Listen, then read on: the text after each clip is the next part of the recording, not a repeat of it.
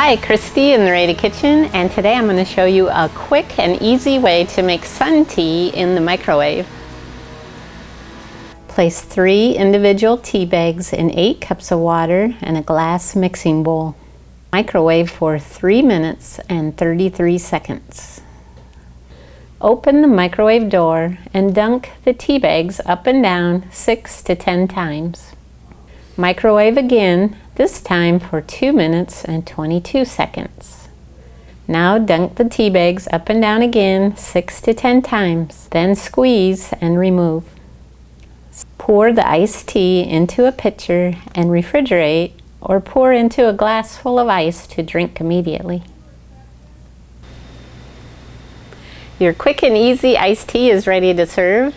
Add lemon and sugar as desired and enjoy. Subscribe to our YouTube channel and check out our website at radacutlery.com.